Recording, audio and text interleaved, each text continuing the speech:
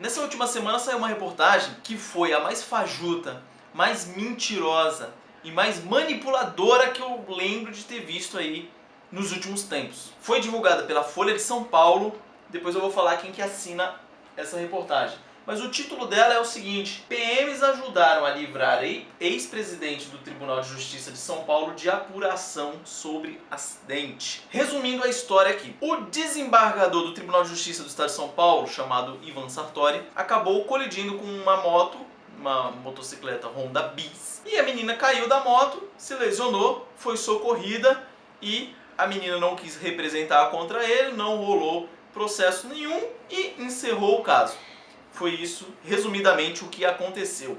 E agora eu vou contar alguns pontos dessa reportagem, que como eu falei saiu na Folha de São Paulo, para vocês entenderem a manipulação que esses criminosos que escreveram essa reportagem aqui, porque na minha opinião, no mínimo, ele cometeu aqui uma calúnia e uma difamação, no mínimo. Então, eu vou te contar aqui como é que escreveram essa reportagem, beleza? Então vamos lá.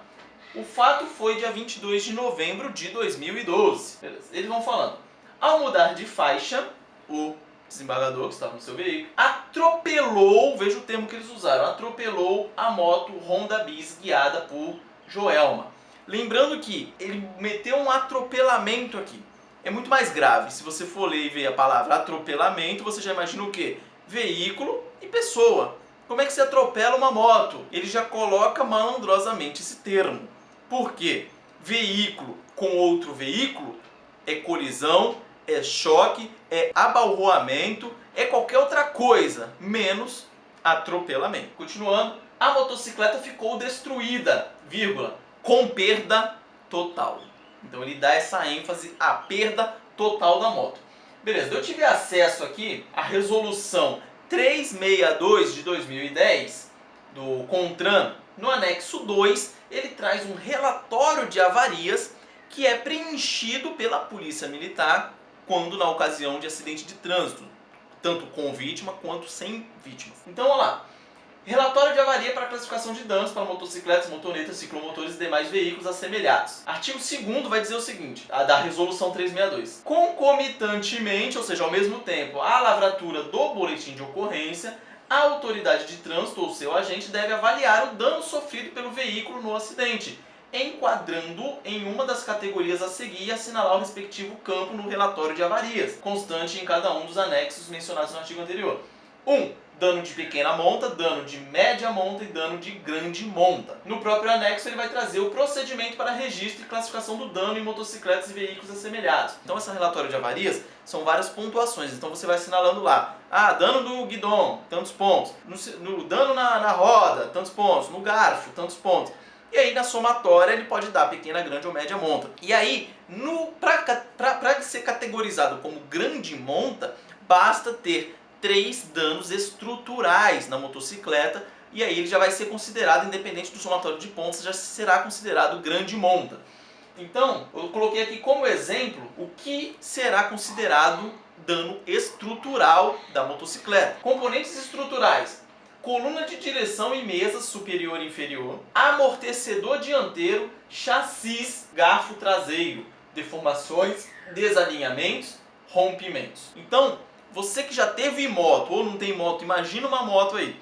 Qualquer batidinha numa moto, ele vai danificar o amortecedor, ele vai danificar o chassi, nem que seja um arranhão, porque aqui é no visual, ou a coluna de direção. É muito simples você causar um dano de grande moto numa motocicleta, mas o que ele faz, o jornalista aqui? Ele joga que a moto teve uma grande monta, uma perda total, porque você já vai imaginando na sua cabeça que a moto ficou destruída igual um papel, mas não necessariamente, só para dar uma clareada. Daí ele continua: desacordada, Joelma foi socorrida às pressas a um hospital. Claro que foi às pressas, vai ficar enrolando para socorrer a menina? Mas ele coloca isso para agravar um pouco mais a situação. E aí ele continua: policiais o ajudaram, o desembargador, desobrigando-o de comparecer à delegacia para dar explicações e o ajudaram a se livrar de qualquer investigação sobre o acidente. Esse item aqui é o pior, é o fim da picada. Vamos falar rapidinho aqui.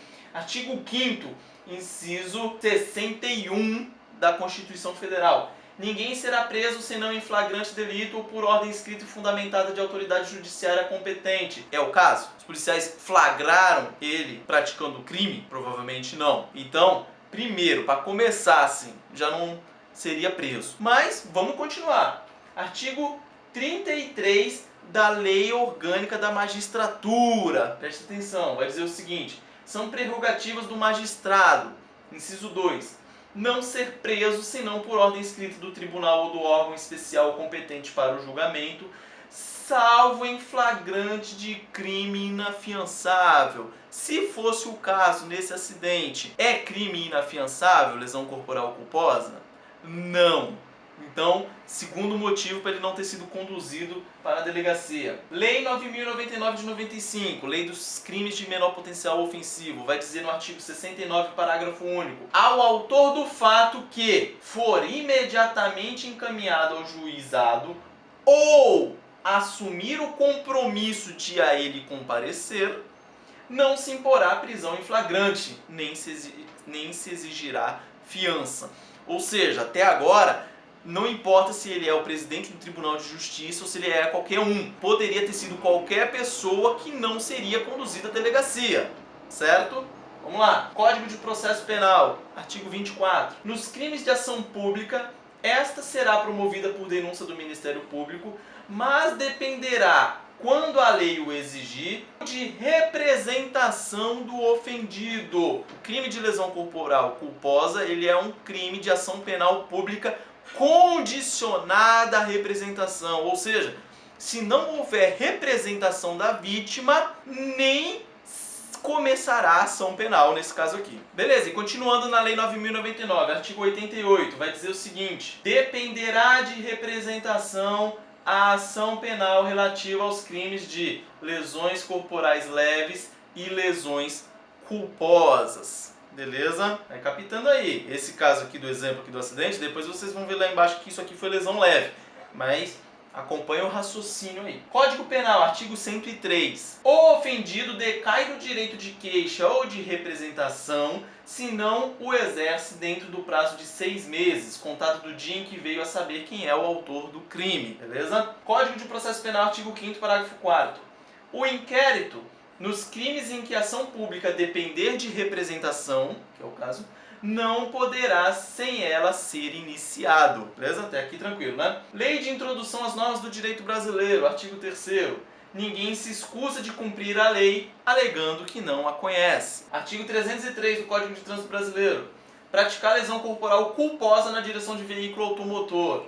Pena, detenção de 6 meses a 2 anos, suspensão ou proibição de se obter a permissão ou habilitação para dirigir veículo automotor. Ou seja, a pena é até 2 anos, então se enquadra no conceito de menor potencial ofensivo previsto na Lei 9.099 que eu acabei de falar. Código de Trânsito Brasileiro, artigo 291, parágrafo 1º, esse que eu acabei de falar. Aplica-se aos crimes de trânsito de lesão corporal culposa o disposto nos artigos 74, 76 e 88 da Lei 9.099. 74, composição civil, acordo entre autor e vítima. Artigo 76, transação penal, acordo feito entre o autor do fato e o Ministério Público. Artigo 88, 9.099, suspensão condicional do processo. Beleza? Então, aqui várias fontes legislativas aqui de interesse. Beleza, daí ele continua na reportagem. No hospital, a vítima foi convencida por PMs a assinar uma declaração renunciando a qualquer intenção de processar o magistrado. Olha que besteira que ele falou aqui. Primeiro, convencida por PMs a assinar uma declaração renunciando a qualquer intenção de processar um magistrado. Sabe o que é isso? Quando o policial militar estava preenchendo o boletim de ocorrência, provavelmente na declaração dela ele pergunta: olha, você deseja processar, ou seja, representar contra o autor do fato? Se ela falar sim, volta lá sim. Se ela falar não, é não. E com esses dados será apresentado na delegacia lá e aí na delegacia será feito um boletim de ocorrência da Polícia Civil. Esse termo renunciando aí, teoricamente não tem validade nenhuma. Porque, como eu acabei de ler, ninguém pode deixar de cumprir a lei dizendo desconhecimento. Ela tem um prazo de 6 meses para representar. Então ela poderia ter ido na delegacia durante 6 meses após o acidente e falado: não, eu quero representar contra o autor do fato. Coisa que ela não fez. Então, Isso aqui ele está colocando para macular a imagem da Polícia Militar também. E vamos lá, eu tive acesso aqui a um procedimento da Polícia Militar que vai dizer o seguinte: procedimento a ser adotado em ocorrência de trânsito com vítima, lesão corporal culposa, nos termos da resolução SSP 57 de 2015, sistemática de atuação da Polícia Militar no atendimento e registros de ocorrências. Lá fala o seguinte: a manifestação de falta de interesse das partes à representação deve ser registrada pela unidade de serviço junto às respectivas versões acerca dos fatos ocorridos. É o que eu acabei de falar, na declaração lá da pessoa. Ó, aconteceu isso, e no final ele vai colocar se ela deseja representar ou não, devendo ao final colher obrigatoriamente as assinaturas correspondentes no boletim de ocorrência. Se ao menos uma das partes quiser prosseguir com a representação, a unidade policial deverá conduzir as partes e apresentar pessoalmente a ocorrência à unidade policial civil respectiva, que não foi o que aconteceu. Se ela não quis representar, não tem que apresentar ninguém na delegacia. É o que está aqui no procedimento que foi cumprido pela Polícia Militar fielmente. Vamos lá. O documento, continuando na reportagem, o documento, ou seja, o boletim de ocorrência, foi entregue à delegacia de polícia 4 horas depois do acidente. Do local do acidente até o 35DP, o percurso dura 20 minutos. Ou seja, ele quis dizer que a Polícia Militar demorou 4 horas para entregar o boletim de ocorrência na delegacia, sendo que esse trajeto demora 20 minutos. Lembrando que se ela saiu desacordada até um posto de saúde, a viatura foi até lá para pegar a versão dela para depois apresentar na delegacia. Isso demora. E será que os policiais agiram errado? Vamos lá voltar na regulamentação aqui. Olha o que diz aqui nos procedimentos que eu acabei de ler lá também no outro item. Nas circunstâncias mais simples em que as partes não queiram representar, que foi o caso, a unidade de serviço deverá registrar os fatos em BO, encaminhando cópia à unidade policial civil correspondente até o primeiro dia útil subsequente ao do atendimento da ocorrência. Nessas circunstâncias, não há necessidade da comunicação pessoal da ocorrência. Olha que interessante. Levaram em 4 horas, poderiam ter esperado para o primeiro dia útil subsequente, que não teria problema nenhum. É o que diz aqui a norma. Depois ele continua. Ao contrário do padrão em acidentes desta gravidade, você vai ver lá embaixo que foi lesão leve, o delegado de polícia não teve contato pessoal com o Sartori nem com a vítima. Então ele está falando que o delegado teria que ter contato pessoal tanto com o Ivan Sartori quanto com a vítima. Agora você imagina se todo acidente de trânsito que houvesse em São Paulo, o delegado tivesse que fazer contato com vítima e com autor do fato. Sendo que se a vítima não quiser representar, ele não tem o que fazer, nem o Ministério Público tem o que fazer, é arquivado, meu irmão. Vai pro beleléu. E aí veja que interessante, a resolução SSP 57/2015, do dia 9 de maio de 2015, ele fala o seguinte: atendimento e registro de ocorrência. Artigo 5º. A elaboração do boletim de ocorrência da Polícia Militar deverá ser feita no local dos fatos, exceto nos casos em que for necessária a apresentação pessoal da ocorrência à Polícia Civil. Parágrafo único. A apresentação pessoal da ocorrência deverá ser feita nos crimes cometidos com violência à pessoa ou grave ameaça. Ou seja, não há necessidade de contato pessoal do delegado com autor do fato e vítima nesse caso. Simples, só ler, a resolução tá lá. E depois ele tenta também fazer uma caveirinha falando que os policiais militares que estavam fazendo segurança para ele, para o presidente do TJ, eram cedidos pela Polícia Militar para fazer a segurança pessoal dele e tal, dando a entender que aí tem alguma maracutaia. Antes que alguém fale alguma coisa, resolução 176 de 10 de junho de 2013, artigo 4º, que trata da prestação de serviço de proteção policial, inciso 13, vai dizer que a um conselho elaborado lá no tribunal, caberá requisitar às polícias da União, Estados e Distrito Federal auxílio de força policial e a prestação de serviço de proteção policial a membros do Poder Judiciário e familiares em situação de risco, que é a situação do presidente do Tribunal de Justiça de São Paulo. Resolução 104, de 6 de abril de 2010, artigo 5º. Os tribunais deverão estabelecer estratégia junto aos órgãos policiais para a escolta de magistrados com alto risco quanto à segurança. Provimento do Conselho Superior da Magistratura, 1721 de 2009, artigo 1º. Estabelecer a concessão de 2 seguranças militares aos ex-integrantes do Conselho Superior da Magistratura, ativos e inativos, bem como a seus familiares, durante as 24 horas do dia até o término do biênio subsequente ao do mandato exercido, como também de modo facultativo à disposição de agentes de segurança e viatura fixos, ou seja, aos ex-membros do Conselho Superior da Magistratura, mesmo eles estando fora do Conselho, 2 anos seguintes, eles vão ter a segurança de 2 policiais militares. Imagina o presidente do Tribunal de Justiça na ativa, se vai ter segurança ou não. Beleza.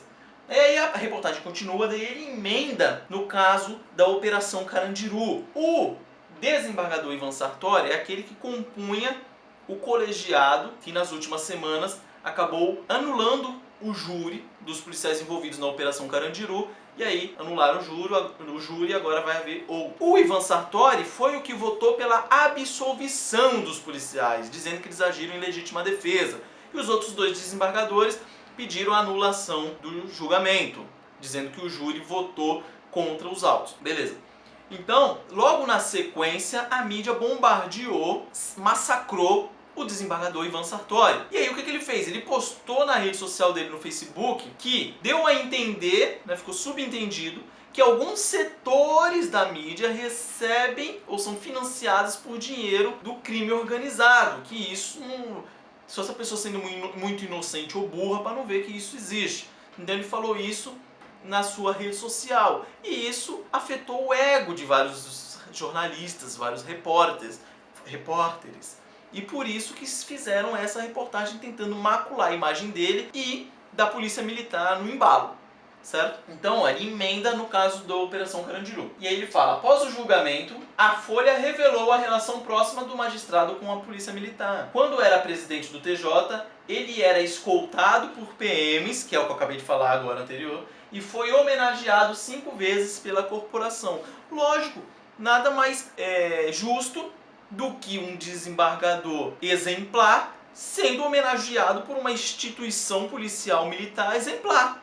Qual que é a dificuldade disso? Qual que é o problema disso? Não entendi. Quer dizer, entendi, né? Mas vamos lá. E depois ele volta ao assunto.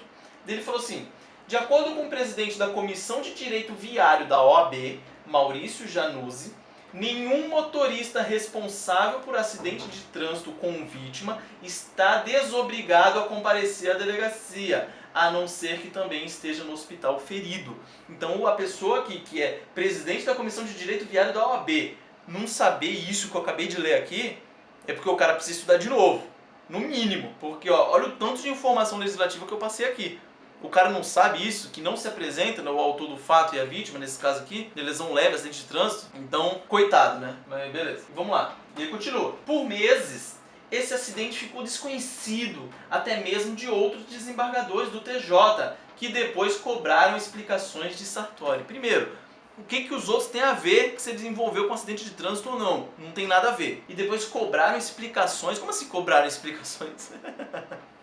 Ai meu Deus, vamos lá. Além da omissão de Sartori ao não comunicar o acidente, os magistrados também questionaram a legalidade da PM em colher um termo de renúncia e apresentá-lo na delegacia. Já acabei de falar desse termo de renúncia aí, na verdade é na versão da pessoa no boletim de ocorrência, cumprindo o estabelecido na norma. Aí o que ele faz? Olha que malandro que ele faz aqui, capicioso.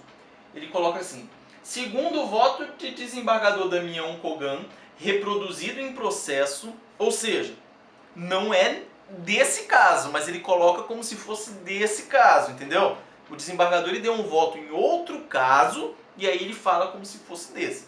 Então, ó, segundo o voto do desembargador Damião Kogan, reproduzido em processo, o direito de representação ou renúncia devem ser exercidos pessoalmente, pela vítima ou por escrito e com firma reconhecida em cartório. Então ele quis pegar um caso de outro, do julgamento desse desembargador de outro caso e colocar aqui como se referisse a esse. Lembrando que cada caso é um caso. Depois ele continua. A consultora, Joelma, foi liberada do hospital 8 horas após o acidente. Sofreu, aí ó, ele fala lá no final, como um bom brasileiro, ninguém lê até o fim, né? mas se você lesse, você ia verificar isso. A consultora foi liberada do hospital 8 horas após o acidente, sofreu ferimentos leves, dele vírgula, né, pra ele tentar fazer uma maracutaia, apesar de ter batido a cabeça e ter ficado desacordada. Você é perito agora? Pra falar que ela bateu a cabeça e desmaiou e isso não é mais lesão leve, é lesão grave? É perito então, é médico. Ele continua.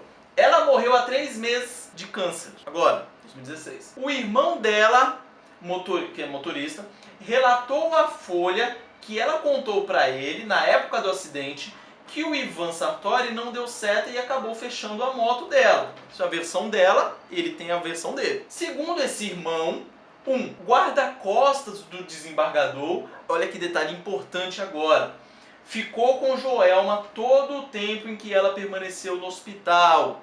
Sartori não compareceu. Dias depois, o magistrado pagou a moto destruída e mandou perguntar se Joelma estava bem. Eu imagino que esse repórter ele queria manipular essa reportagem. Então ele tentou achar o irmão dela para tentar fazer ele falar mal do Ivan Sartori. Eu imagino que ele pode ter apertado o irmão dele para ele falar alguma coisa que ele queria para queimar o filme do Ivan Sartori, e aí o irmão dela vai lá e fala isso. Que o segurança do desembargador ficou com ela no hospital, não precisava, não tinha necessidade dele ter ficado lá, mas ficou para prestar qualquer auxílio que precisasse. Depois pagou a moto, sendo que no Facebook do Ivan Sartori ele fala que a culpa foi dela, que passou no corredor dos veículos, mas enfim, não interessa de quem teve a culpa ou não. Ele foi lá, pagou o veículo e ainda depois perguntou se ela estava bem. Então veja se uma pessoa dessa tem o perfil de agir na obscuridade. Só a título de exemplo, uma vez eu bati de moto, estava passando de moto, um vagabundo passou o pare de carro e eu chapei do lado do carro. Meu joelho entrou no tanque da moto, só para trocar o tanque ia ser por volta de uns R$700 aí. O babaca me pagou metade do valor e ainda ficou por isso mesmo. Então para vocês verem a diferença aí. Continuando, o desembargador não respondeu à reportagem, lógico, fez certo. Postou no seu Facebook que a culpa do acidente foi da Joelma, que passava no corredor entre os carros, isso eu já falei. O TJ diz que o caso foi visto no órgão especial do Tribunal de Justiça e a própria Procuradoria da República ouviu a vítima e arquivou o expediente. Ou seja, o próprio Ministério Público, que é a Procuradoria, para casos de desembargador, ouviu e arquivou o processo. Sobre a atuação dos PMs no caso, a Secretaria de Segurança Pública afirmou que o procedimento adotado no atendimento à ocorrência atendeu à legislação vigente. Lógico, eu já li aqui.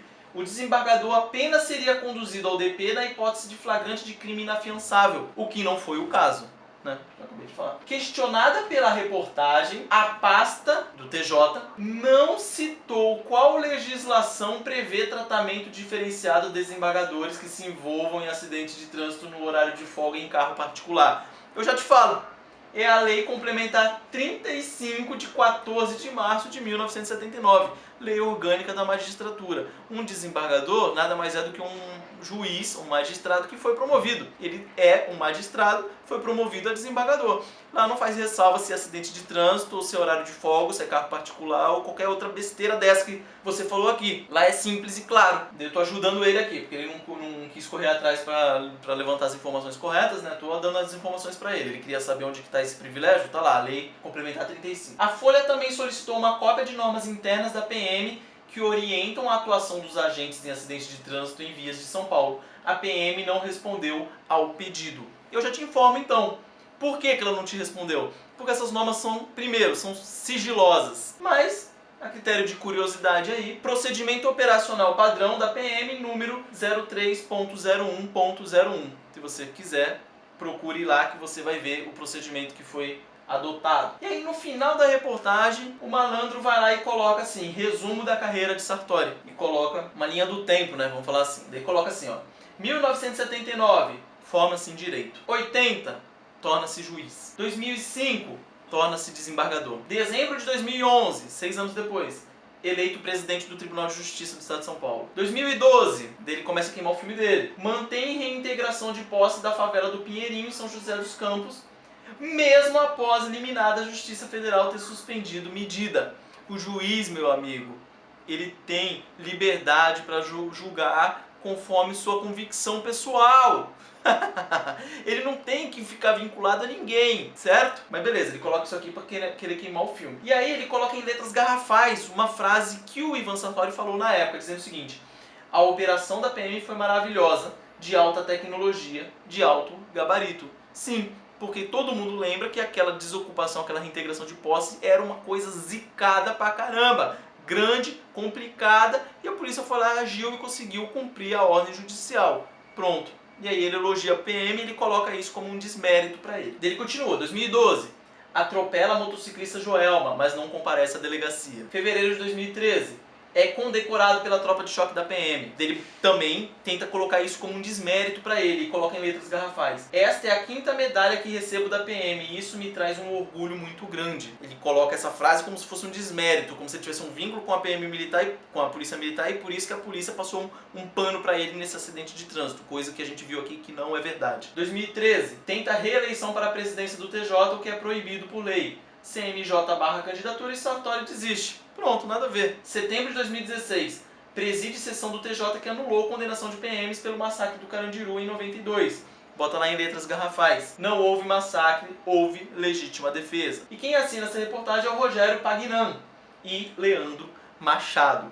Se eu fosse o desembargador Ivan Sartori e a polícia militar, eu entrava com uma ação indenizatória contra esses dois repórteres aqui, do jeito que foi feito em 2012, que, olha o que aconteceu, Folha condenada a usar a declaração de juiz de forma errada. Inclusive era o mesmo Rogério Pagnan lá, que falou uma bobagem, um delegado de polícia foi lá e processou ele, ganhou a ação e a Folha foi condenada a pagar um valor indenizatório. Então, tanto o desembargador Ivan Sartori, que ele difamou aqui nessa reportagem, e na minha opinião a polícia militar também, porque ele caluniou aqui os policiais, dizendo que eles agiram por interesse pessoal e não fizeram o procedimento que deveria ser feito. Então queimaram o filme de toda a instituição aqui, mesmo pela chamada da reportagem, né, como eu já li aí no começo. Então tá aí, uma reportagem, uma das mais fajutas, enganadoras e manipuladoras que eu já vi nos últimos tempos.